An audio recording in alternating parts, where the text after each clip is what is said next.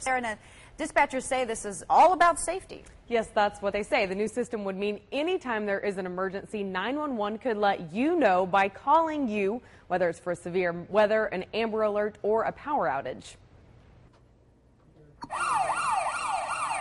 Emergency 911. DJ Malone has a lot on his plate. We're still on the phone with the people and the citizens out there. At the same time, we're answering radios. You know, we got to keep track of our officers. That's because he's fielding 911 calls, business calls for 2 police departments, and calls from the Phelps County Sheriff's Department. We do a lot of multitasking. But that could be changing with a system designed to help emergency workers help you. No matter what the emergency, everyone in the county could be warned with a phone call from 911, including those who live in the sticks and are out of earshot of a tornado siren. In areas like ours where there's a lot of rural homes, we don't currently have anything to warn them. You can notify an entire county in probably an hour and a half on a non-critical thing.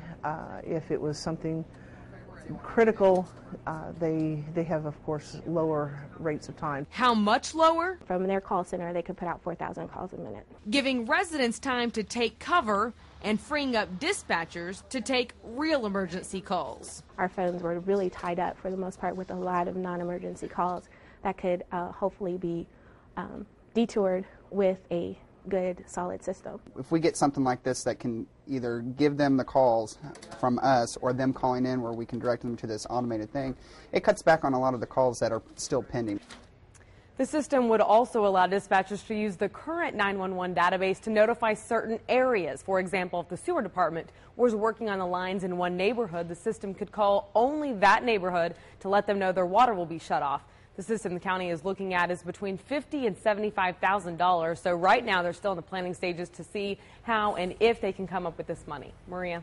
And Sarah, this system has worked in other counties and states. Yeah, here in Missouri, there's one in St. Genevieve County that is working very well. Also, an example in Maryland, a child wandered away from his house, and the system called about 1,000 homes at the same time. About 200 of those residents actually showed up to help look for this little boy who wandered away, and he was found.